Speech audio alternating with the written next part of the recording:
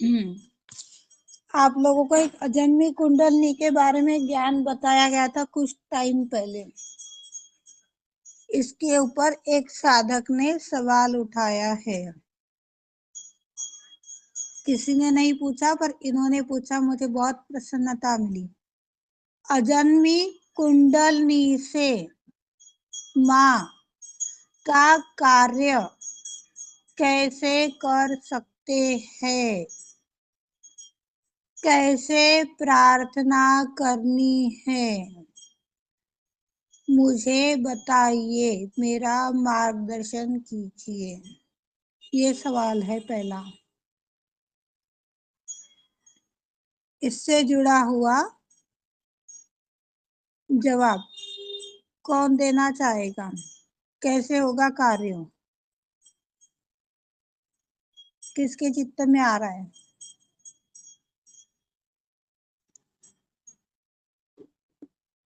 चैतू माता जी देखी। अनु जी रुक जाइए। गोशी।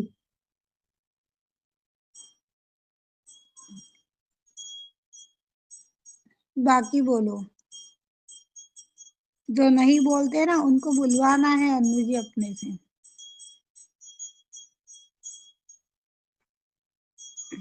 वाणी, दो जवाब। सरिता यादव, कौशल्या जी। अजन्मी कुंडलनी की माध्यम से कैसा कार्य करवा सकते हैं?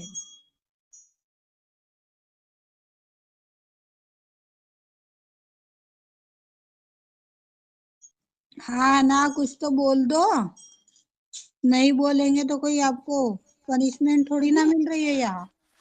अजन्मी हाँ, मतलब दीदी, जब तक आत्म साक्षात्कार नहीं होता तब तक तो कुंडलिनी शक्ति जागृत अजन्मी नहीं होती है जिन्होंने ना। अभी तक जन्म ही नहीं लिया है। अजन्मी यानी जिन्होंने जन्म ही नहीं लिया है, उस कुंडलनी की माध्यम से अपने कार्य कैसे करवाए? ये सवाल है। आपको अजन्मी कुंडलनी और जन्मी कुंडलनी का जो डिफरेंट था वो सब बताया गया है, समझाया गया है। और आप लोगों ने कोई उसके ऊपर बात नहीं बताई है, कुछ नहीं बोला है, तो यहाँ तक मेरी धारणा बनी हुई है कि आप लोगों को ये सारा चैप्टर समझ में आ गया है। तो अब जवाब दो। पता नहीं दीदी, समझ में नहीं आया दीदी। अन्नू जी, आप अपना जवाब मैसेज के तौर पर पर्सनल में डालिए। बाकी सब ठीक है। बताइए। अजन्मी कुंडलनी किस तरह से कार्य करती है?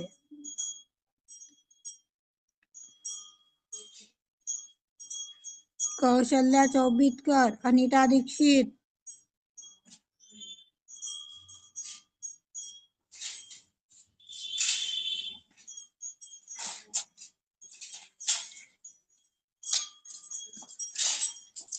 जब जब हमें आत्म साक्षात्कार हो जाता है तब वो कार्य करती है।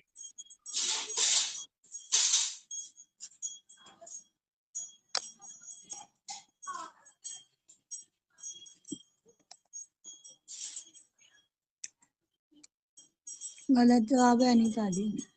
और कौन देगा?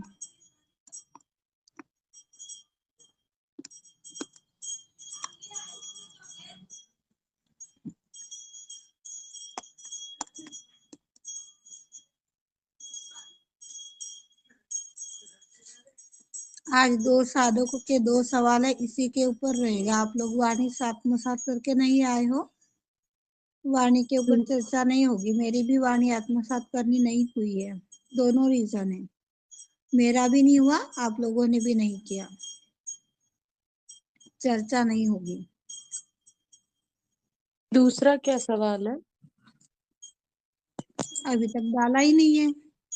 पहला हो जाए तो फिर दूसरा।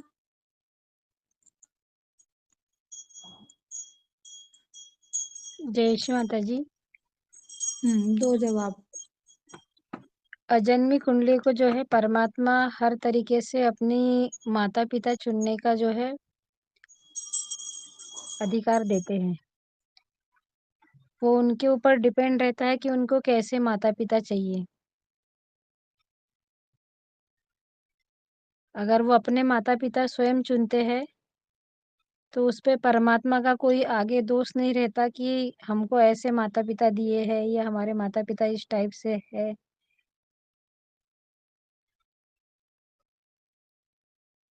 जय श्री माता जी। कार्य कैसे करती है ये पूछा है, दोष नहीं रहते या उन्हें कौन सा अधिकार है ये नहीं पूछा है। कार्य कैसे करती है? चित्त के माध्यम से दीदी। मेहता जी, जय श्री माता जी। हाँ बताइए मेहता जी। चित्त के माध्यम से दीदी। आत्मा के पास में कहाँ चित्त होता है? ये हम लोगों को दिया है परमात्मा ने।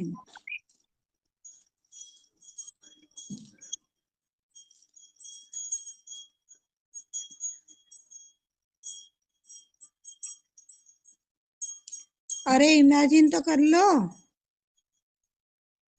जय श्री माता जी। हम्म। जो आत्म साक्षात्कारी व्यक्ति रहते हैं, वह अजन्मी कुंडलियों से प्रार्थना करके अपनी इच्छा शक्ति से उनकी इच्छा शक्ति एक करके उस पर कार्य करते हैं। अजन्मी कुंडलियां तो हमें अभी श्री माँ ने बताई, हमें कहाँ पता थी पहले। नॉन सहयोगी का तो दूर दूर तक इसका लेना देना नहीं है, फिर कैसे?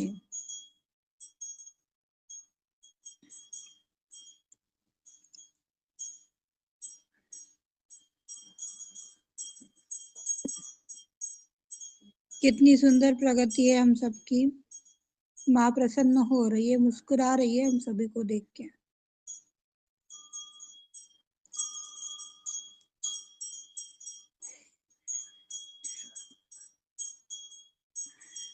अन्नू जी आप बता दीजिए, जो भी जवाब दे रहे थे अब बताओ। ये कोई कुछ नहीं बोलने वाले हैं, है कि चली गई? श्री माता जी दीदी। तो जवाब, ये कोई कुछ नहीं बोलने वाला है, ये बस्ता उठाकर आते हैं और घर ले जाकर रख देते हैं, बस इतना ही काम करते हैं। दो जवाब। क्वेश्चन था अजन्मी कुंडलियां कैसे कार्य करती हैं, यही क्वेश्चन था ना? हाँ। अजन्मी कुंडलियां जिनको हम देख सकते हैं, महसूस कर सकते हैं अपनी खुली आंखों से, उन प्रार्थनाओं से। हम कभी श्री माता जी से पूछ के देखे कि क्या माँ हम अजन्मी कुंडलियों को महसूस कर सकते हैं? माँ हमें प्रतीत कराइए ये अजन्मी कुंडलियां कहाँ है। तो श्री माता जी ने आकाश की तरफ चित्त कराया और तारे दिखाए, तो ये प्रतीत हुआ कि ये ही अजन्मी कुंडलिनियां हैं और इनसे वो युगों युगों से ये वहीं स्थापित है। जो हमें देख रही हैं या हम इन्हें देख रहे हैं, और ये अपनी ये भरपूर जो शक्ति है, जो अपनी दिव्यता है, उसके द्वारा हम लोगों को, दीदी मैं क्वेश्चन भूल गई। अजन्मी कुंडली कैसे कार्य करती है? हाँ, हम लोगों का मार्ग प्रशस्त करती हैं। हम नहीं समझ पाते कि हम कभी बोलते हैं कि ये जो तारे हैं या चांद है या अन्य चीजें हैं, जब हम इनको देखते हैं तो मात्र महसूस करके रह जाते, जबकि ये अजन्मी कुंडलिनियां हैं जो हमारे को मार्ग प्रशस्त करती हैं और हमारे ही द्वारा हमसे ही कार्य करवा के लेती हैं। हम भी एक कुंडली हैं जो हमारे सुप्ताकार अवस्था में, हमारे त्रिकोणाकार अस्थि में बैठी हुई हैं, और जो हमसे करोड़ों मील दूर रह के वो अजन्मी कुंडलिनियां, और वो भी उसी अवस्था में है। ये हमारे ही द्वारा कार्य करा के लेती हैं और ये हमारे को मार्ग प्रशस्त करती हैं, हमारे द्वारा जो हम ये कह सकते हैं, जो हम ये श्री माता जी का कार्य करते हैं निस्वार्थ भाव से, या परम को पाने के लिए, या इस पूरे विश्व को एक शांति में स्थापित करने, ये इस चीज में सहयोग करती हैं, ये इस चीज को हमार सहायता करती हैं जोड़ने के लिए। जय श्री माता जी दीदी, मुझे ये ऐसे ही। जय श्री माता जी, बहुत अच्छा बताया। इन सारे चीजों के लिए सबसे पहले हमें अपनी कुंडली को जानना होगा। इसके बाद में दूसरी कुंडलियों को जानना पड़ेगा, तब कहीं हम अजन्मी कुंडलियों तक पहुंचेंगे,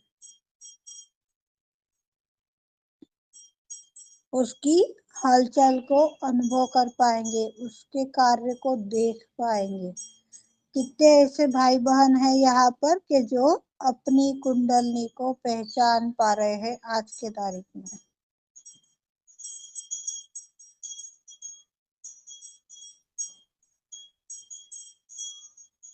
हाँ बोलो अनुराधा जी। जी दीदी। बताओ कितना अनुभव कर पाए हो, खुद के कुंडली का अनुभव बताओ। अपनी कुंडलिनी का दीदी? हाँ, जो आपके त्रिकोणाकार अस्थि में स्थापित है।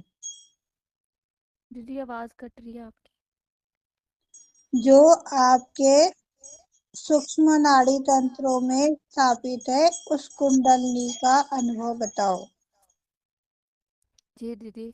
दीदी एक तो जब जो कुंडलिनी शक्ति, जब आत्म साक्षात्कार के बाद कुंडलिनी शक्ति जो जागृत होती है, जब धीरे धीरे हम ध्यान में अपनी प्रगति करते हैं, एक तो शरीर की सारी बीमारियां दूर होती हैं, और भी मतलब जहाँ भी जाते हैं घर में परिवार में सब अच्छा होना स्टार्ट हो जाता है। मेरे साथ तो ऐसे ही हुआ है दीदी। अच्छा, उसके स्पंद सुनाई पड़ रहे हैं, उसकी हलचल को अनुभव कर पा रहे हैं अंदर। हलचल को हल्का हल्का अनुभव कर पा रहे हैं दीदी अब से। तो आप इसमें प्रगति मांगिए श्री माँ को, जी दीदी। इसमें बढ़ना है। आंतरिक जी जो अनुभूति हो रही है, उसके जो स्पंद अनुभव हो रहे हैं, उसमें जी बढ़ना जी चाहते हैं श्री माता जी, हमारा मार्ग प्रशस्त कीजिए। ये कीजिए अब। जी दीदी। सुनीता चौहान। जय श्री माता जी दीदी। हाँ, हाँ जय श्री दीदी। माता। हाँ जय श्री माता जी दीदी। हाँ, हम भी हलचल महसूस करते हैं दीदी। पीछे पहले तो लेफ्ट की तरफ होता था थोड़ा थोड़ा थोड़ा, लेकिन अब जो है पूरी पीठ में बहुत तेजी से, जैसे बिजली की गति से तरंगे उठती हैं, और 1 सेकंड के रहेंगी, फिर चली जाएंगी, फिर आएंगी, फिर जाएंगी दीदी, और बहुत अच्छी अनुभूति होती है दीदी। जय श्री माता जी।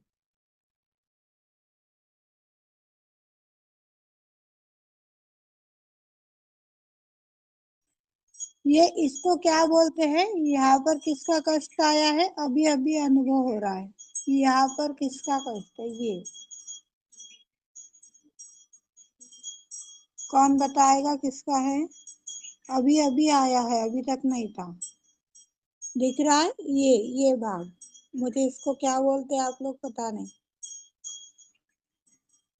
ये चीज ना मुझे काफी देर से लेके और पूरा कान गर्म हो रखा है।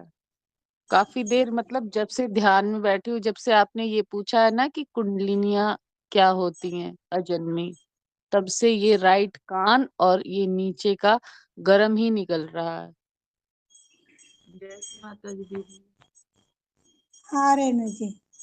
दीदी मेरा दांत उखड़ा हुआ है आज, इसलिए बहुत दर्द है। दांत निकाला क्या? ये दीदी। क्यों निकाला? दीदी बहुत वो हो गया था, कोड़रा हो गया था, बहुत दर्द था, तो डॉक्टर के यहाँ गए तो निकाल तो दिया। ये सॉल्यूशन थोड़ी ना है उसका, बहुत दर्द है दीदी। ये सॉल्यूशन नहीं है। कौन देगा इनके सवाल का जवाब? क्या है सॉल्यूशन? इसका सॉल्यूशन है नमक और सरसों का तेल से दिन में 4 बार 5 बार उसकी मसाज करना उंगली से। वो मेरे इसके साथ भी फायदे हुआ भी है। बता दो, इसके फायदे भी बता दो अभी। मेरे दांत बिल्कुल काला हो गया था, कीड़े ने उसको खोखला कर दिया था। 3-4 बार दिन में किया, बहुत अंदर से ऐसा लगता था, सेंसिटिविटी बहुत ज्यादा हो गई थी। बट अब धीरे धीरे धीरे धीरे कम हो गया है। हाँ दीदी वैसे ही हुआ था तो बहुत दर्द था हाँ, पहले। वो काला दांत हो गया था और बिल्कुल अंदर से कीड़े ने खा लिया था। तो मैं गई थी तो कैप लगाने के लिए डॉक्टर ने मुझे बोला था इस पे कैप लगाएंगे। तो दीदी को मैंने बताया तो दीदी ने मुझे ये बताया और उससे काफी सही हो गया।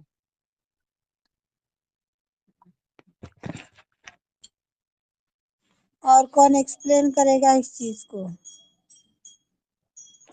जय श्री माता जी। बताओ कौशल्या जी। ये ये प्रॉब्लम मेरे को भी हो रही थी दीदी, जब आपसे बात की थी तो आपने मेरे को भी यही बताया था, सरसों का तेल और काला नमक। तो उससे मेरे को काफी राहत मतलब हो गई है। जय श्री माता जी। अरे भाई, और किस चीज पर ये कार्य करता है ये भी तो एक्सप्लेन करवाया था ना, इतना ही बताया था क्या आप लोगों को? बाकी कौन बोलेगा? दांत के कीड़े पर करता है। ये हाँ, हमारे विशुद्ध, ये जितनी दांतों में परेशानी होती है, विशुद्धि की परेशानी होती है, ये सबको ही खत्म करता है। जय श्री माता जी दीदी। और थोड़ा फिर से बोलो। हाँ सरिता बोल। विशुद्धि चक्र से होता है, खराबी से होता है। इसे राधे कृष्ण के 108 नाम लेने से भी ये ठीक हो सकता है। मेरी भी प्रॉब्लम थी ये। इतना लंबा, छोटा छोटा ही तो आप लोग नहीं करते हो, लंबा प्रोसेस क्या खाक करोगे? दीदी जब से मैं नई जुड़ी थी तो डॉक्टर IS बंसल जी ने ये बताया था।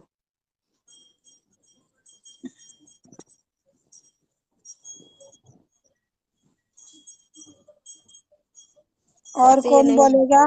ये ट्रीटमेंट और किसके ऊपर चलती है? ये 1 मिनट की ट्रीटमेंट है। हर दिन आप क्या मंत्र ही लेते रहोगे क्या? कब तक चलेगा मंत्र? 1 घंटा लग जाता है। कितने दिन तक लिया और कितना आराम पड़ा, कितने टाइम में पड़ा, वो बताओ सरिता। दीदी ये शुरू शुरू में जब बहुत दर्द था तो मैं जब भी जब दर्द करता था तभी मैं बैठ कर लेने लगती थी, क्योंकि मैं बहुत परेशान थी दांत के दर्द से। और मैं उस समय आपसे नहीं जुड़ी थी, उस समय हम लोग शुरू शुरू में ही थे। तब भी यह हुआ था। हम लोग को समझ में भी नहीं आ रहा था कि कैसे सहयोग करें, कैसे क्या करें। लेकिन जो सर से बात किए थे तो वो उन्हीं ने बताया कि माँ के पास बैठो। और वो लंबा प्रोसेस से बताए थे कि इसी तरह से करना होगा। तब से मेरे दांत में अभी तक दर्द नहीं हुआ है। चलो अच्छी बात है। और कौन बताएगा? ये जो नमक और तेल का मंजन बताया था, और कितने चीजों के ऊपर कार्य करता है? मैंने तो पूरे पॉइंट बताए थे, दिखवाए भी थे शायद से। खुल करके जवाब नहीं दिया है किसी ने। दीदी इससे विशुद्धि चक्र ठीक रहता है, ये भी विशुद्धि चक्र से रिलेटेड होता है दीदी। ये एक माँ की वाणी में सुना था। जो नमक तेल की मसाज दांतों में करने से दांत भी ठीक रहते हैं, कीड़ा नहीं लगता उनमें, और जितनी भी दांतों की बीमारियां सब ठीक होती हैं उससे।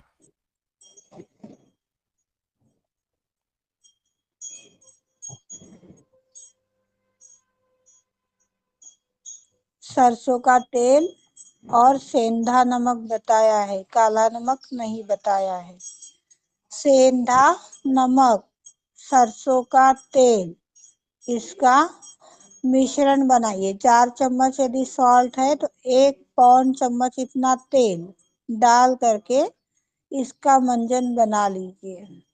4 4 दिन 5 दिन का ही बनाइएगा, नहीं तो ये डालडे के जैसा चिकट हो जाता है और दांत पूरे अपने आप में चिटक जाते हैं। सो हफ्ते 15 दिन का ना बनाएं, 4 5 दिन का ही बनाएं। दांत पीले हैं, कीड़ा लगा है, खून निकल रहा है, दांत हिल रहे हैं, दांतों के टुकड़े पड़ रहे हैं, सभी के ऊपर काम करेगा। पथरी हो गई है, दांतों का दीदी माँ कैंसर ने होगा, उस पर करेगा। दीदी माँ ने वो जैतून का तेल और नमक बताया हुआ है, तो सरसों का ले सकते हैं साथ में? जैतून का तेल अब कहाँ मिल रहा है, सरसों का ही तेल यूज कर रहे हैं सब। ठीक है दीदी। जैतून का तेल बालों के लिए बताया है, दांतों के लिए नहीं। सिर में लगाना चाहिए जैतून का तेल, पर आजकल नहीं मिलता है जैतून का तेल, तो कोकोनट ऑयल सबसे अच्छा है। वीडियो डाल दूंगी मैं ग्रुप में, दांतों की भी और बालों की भी, तो आप लोग को ध्यान में आ जाएगा। जय श्री माता दी दीदी। जय श्री माता जी, मेनका जी। दीदी बोल रहे थे कि वो कान का बेटा का है, तो हमेशा दवा देते तो ठीक हो जाता है, फिर हो जाता, तो आपने बताए थे सरसों का तेल में लहसुन पका के डालने से, तो अभी तक तो मतलब आराम नहीं हुआ है, क्या करें उसके लिए? आराम है ना, तो बस फिर अब और क्या। नहीं, जैसे कि उसमें से आ ही रहा है पस टाइप का, और दवा वो तो खिलाते तो ठीक हो जाता है। अब पस फिर आप निकल रहा है तो वो गंदगी निकलेगी ना, गंदगी तो नहीं निकलेगी तब तक पूर्ण रूप से ठीक कैसे होगा। जी, तो उसको डालते रहे वैसे ही लहसुन का पका के, डालते रहो, कोई दिक्कत नहीं है। गणेश मंत्र के साथ ना। हाँ, जी जी, ठीक है ये दीदी। अभी क्या बोलते हैं, राधा कृष्ण के नाम भी ले सकते हैं, गणेश पूजा करवा सकते हैं। वो करता नहीं दीदी बेटा, हम ही कर लेंगे, उसके बदले कर सकते हैं। किसी के पेट का खाना आप डबल खा लोगे तो हजम हो जाएगा क्या पेट में। हाँ बेटे का बोलते। भी खाना खा लो और खुद का भी खाना खा लो, पेट खाया जाएगा क्या। हाँ लेकिन दीदी वो नहीं करता है, उसको बस कोई उपाय 14 साल नहीं, का। उसको जी कोई जी। उपाय नहीं, क्षमा कीजिए। बोले दीदी गणेश माता पूजा करने के लिए ना। दीदी अगर पारिया जय लग रहा श्री हो तो माता दांतों जी। में दीदी जब भी कर लें दीदी नमक तेल से। हाँ अगर दांतों में पारिया लग रहा हो तो हाँ, ठीक है दीदी।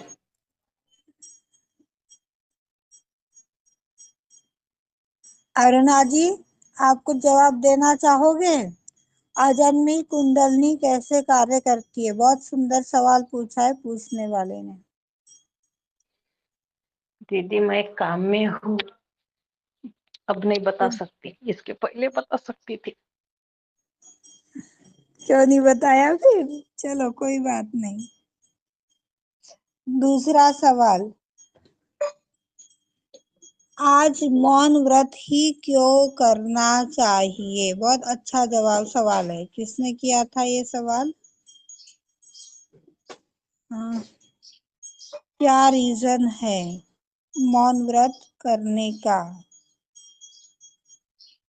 कहा गया किसका है।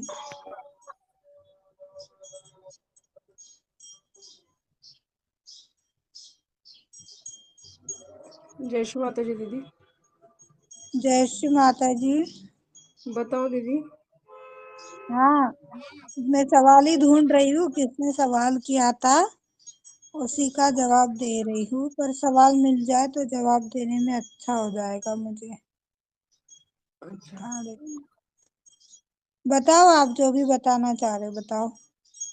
माँ जब साकार रूप से निराकार रूप में चले गए ना, तो हम चैतन्य पे उसको ये कर सकते हैं ना माँ को। चैतन्य जब हमारे में आता है तब माँ हमारे में स्थित होती है।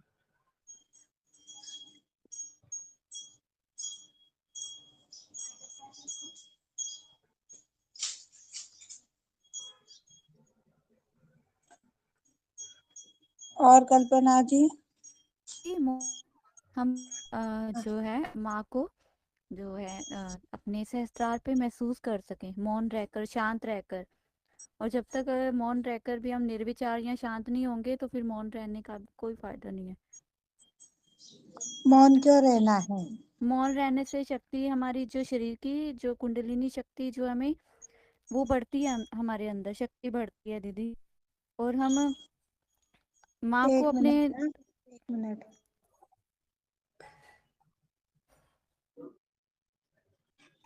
मौन रहकर दीदी हम अपने अंदर झांक पाते हैं, अपने अंदर देख पाते हैं और शांति में रह पाते हैं। मौन रहने से तब हमारी कुंडली जागृत होती है, तो उठती है, तो हम मौन रहकर ही अपने अंदर की सारी चीजों को देख पाते हैं और शांति महसूस कर पाते हैं। मौन रहकर चित्त हमारा श्री माँ के चरणों में स्थित होता है ना दीदी, और चैतन्य बढ़ जाता है हमारा। हाँ, कितनों ने अनुभव किया ये, किसने ये उपास किया था? जय श्री मैंने माता मौन जी। भी किया था दीदी। किसने किया था? हाँ अन्नू जय जी। दीदी, जब हम हमने भी मौन किया रहते था। हैं ना, जब हम मौन की अवस्था में रहते हैं, तो हमारे जितने भी चक्र है वो सब संतुलित अवस्था में रहते हैं। हम अपनी जो हमारी कुंडलिनी माँ है या हमारे जो अ, अच्छे जो माँ ने हमें कहने नहीं आ रहा है मुझे, जो हमें उधोगति की ओर लेके जाए, हमें ऊपर की ओर ले, वो हम महसूस कर सकते हैं कि हम मौन रह के ऊपर की अवस्था में पहुंच रहे हैं कि नहीं, और अपनी गलतियों को देख सकते हैं, उसको सुधार सकते हैं बिना किसी वार्तालाप के, बिना किससे, अपने ही आप। ये मेरा स्वयं का अनुभव है। जब हम मौन की अवस्था में रहेंगे तो हमसे कम बात होगी और हम अपनी कमियों को, अपनी शक्ति को पहचान पाते हैं। जय श्री माता जी। जय श्री माता जी, बहुत अच्छा। सरिता जी। जय श्री माता जी दीदी। जय श्री माता जी। हाँ कल्पना जी। श्री माता जी से हम मौन रह के श्री माता जी से ज्यादा कनेक्ट रह सकते हैं दीदी, और चित्त हमेशा सहस्त्रार पे रहता है हमारा, मौन रह के। और बातचीत करे तो उधर भटकते हैं, चित्त हमारा भटक जाता है। जब हम मौन रहते हैं तो स्थिर रहते हो, श्री माँ के चरणों में लीन रहते हैं। बढ़िया। सुनंदा जी। दीदी ऐसा, दीदी जय श्री माता जी। श्री माता जी मैं बोलिए। बोलूं? हाँ दीदी, मैं जुड़ तो नहीं पाई थी, लेकिन आपका मैसेज था ना कि आज के दिन मौन धारण करना है ऐसा, तो उस दिन मैंने वैसा उपवास किया, तो मुझे ऐसा लगा, मेरा अनुभव मैं बोल रही हूँ कि मैंने माँ से कृपा पाली है, और पूरे ऐसे जैसे कि बारिश जैसी जो चैतन्य लहरें है ना, वैसे बरसात हो रही है जैसे, ऐसा मुझे अनुभव हो रहा था उस दिन, और बहुत चैतन्य लग रहा था, बड़ा हुआ अनुभव आया अच्छी दीदी बात मुझे। है, अच्छी बात है। जय हाँ श्री माता सरिता जी। जी। जय श्री माता जी दीदी। जब मौन की शक्ति, मौन धारण करते हैं तो ऐसा ही लगता है कि हम माँ के करीब, अगर ऐसा ही हम हमेशा करें तो माँ के करीब जल्दी पहुंच जाएंगे। क्योंकि उस दिन ही महसूस हुआ कि हाँ, ऐसा ऐसी स्थिति में ही हमेशा रहना होगा। उस दिन मौन, ना ही किसी से बात करना होता है और ना ही किसी से अटैच होना पड़ा, लेकिन लगा कि हाँ, हम माँ के पास ही है। यही महसूस हो रहा था बार बार कि हाँ, आज किसी से कुछ भी नहीं करना, ऐसा हमेशा होता ही नहीं है। दीदी, मौन रहकर हम अपने अंदर के स्पंदन को भी महसूस कर सकते हैं।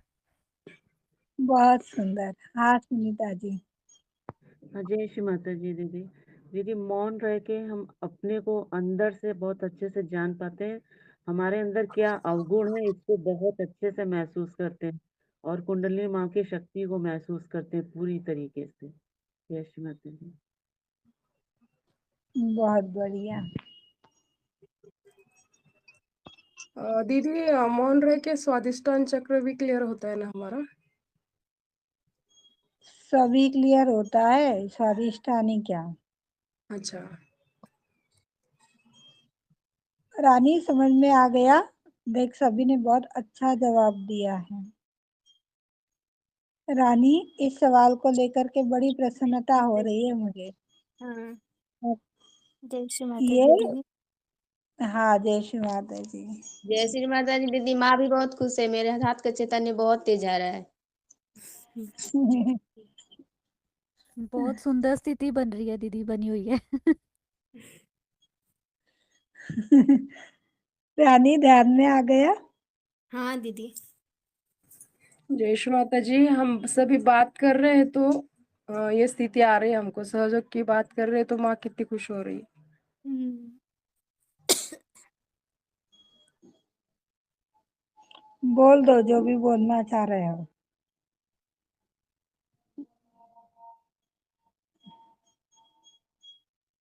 श्री माँ ने कहीं पर भी ये नहीं बताया है कि आप उपवास करो। जहाँ तक मेरे को ध्यान में आ रहा है ये नहीं मालूम, मैंने सुना नहीं है माँ के किसी वाणियों में और ना ही किसी व्यक्ति के मुख से सुना है। बस एक इच्छा हुई ध्यान करते करते एक दिन पहले, कि उसी दिन की है, मुझे भी पूर्ण रूप से याद नहीं है।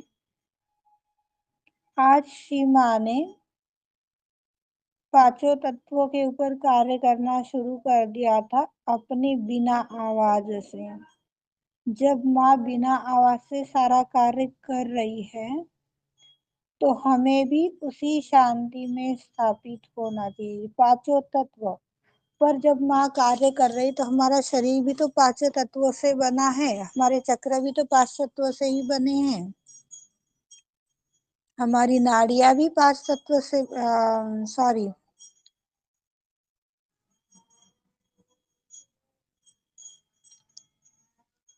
तो बस अंदर से इच्छा हुई कि इस रूप में इसको सेलिब्रेट करें। पूजा के माध्यम से, मंत्रों के माध्यम से, क्रिया शक्ति के माध्यम से तो बहुत कुछ सब करते हैं, पर चुप रहना सबसे बड़ी दिक्कत है अपन लोगों की, है ना। आप लोगों को यदि बोल दे कि 2 घंटा बोल ही मत, चुपचाप बैठी रहे, तो बैठ सकते क्या? हम में से कोई नहीं बैठ सकता, मैं तो नहीं बैठ सकती हूँ। कौन बैठ सकता है कोई ऐसा? सब साधन है, सब सुविधाएं हैं, पर चुप बैठने को बोला है। टीवी है पर देखने को मना किया है, फोन है पर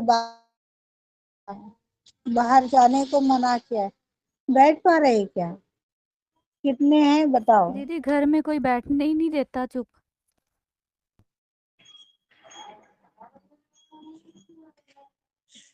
हम बैठ ही नहीं सकते। अब आप ऐसा बोलते हो घर में कोई नहीं बैठने देता, मेरे घर में तो कोई नहीं है।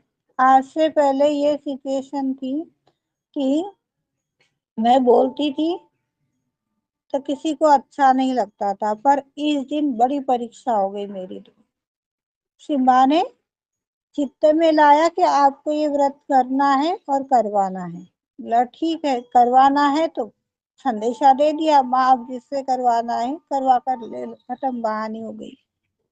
खुद की बात आई, आज की ये सिचुएशन है। आज से पहले क्या बोलते, 1 साल पहले कभी हम लोगों में ऐसा नहीं था कि मैं यदि उनके पास में नहीं बैठी हूँ या उनसे कोई बात नहीं कर रही, कोई मशवरा नहीं कर रही हूँ, तो उनको कोई दिक्कत आ जाएगी, क्योंकि उनको पसंद ही नहीं था मैं उनसे बात करूँ, कोई अपनी बात पूछूं, कोई बात बताऊं, नहीं अच्छा लगता था। पर आज 1 साल होने जा रहा है, हुआ नहीं अभी तक, मार्च महीने में 1 साल पूरा हो जाएगा। होली के बाद में बोलो या रंग पंचमी के पीरियड में यह कार्य संपन्न होना शुरू हुआ था, जो अभी कई हद तक पहुंचा है। 2 घंटे मैंने बात नहीं की, ध्यान होने के बाद में मैं सिर्फ उनके पास में बैठ जाती हूँ, जा करके 1-1.5 घंटा कुछ नहीं करती हूँ।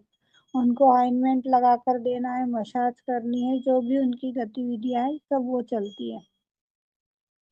पर अभी 8 दिन हो गए, अपनी ही कुछ कारणों से उनका ये सारा कार्य रुका हुआ है कुछ कारण से, और जाकर मैं बैठी नहीं, बोली नहीं 2 घंटे। आज क्या हो गया? हालांकि एक दिन पहले बता दिया था कि आज हमें मौन व्रत करना है, मैं आपसे बात नहीं करूंगी और आप मुझसे बात मत करना। तो रोज से ज्यादा हंसी मजाक मस्ती बातें, और ऐसे कि बोलना नहीं भी चाहूँ तो बोल पड़ती थी अपने यहाँ। जितने भी फोन आए उन लोगों को भी अवॉइड कर दिया, किसी को 2 शब्द में जवाब दे करके छोड़ दिया। पर अंदर से अच्छा नहीं लग रहा था कि माँ ने तो मौन व्रत के लिए बताया है और मैं तो इसके साथ उसके साथ उसके साथ सिर्फ कोई ना कोई रूप से बात ही करे चली जा रही। माँ आपने तो बताया मुझे कि मौन व्रत करना है, पर माँ देखो अब ये परीक्षा तो आप ले रही हो, मैं क्या करूँ, कैसे करूँ?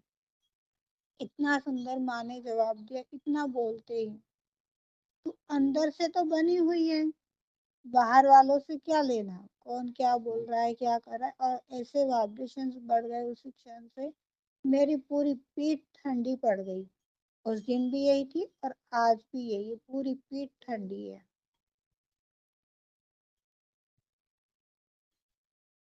बहुत अच्छा लगा कि जिसने किया वो ये अनुभव जान सकता है, जिन्होंने नहीं किया उनको तो कुछ नहीं बोल सकते हैं।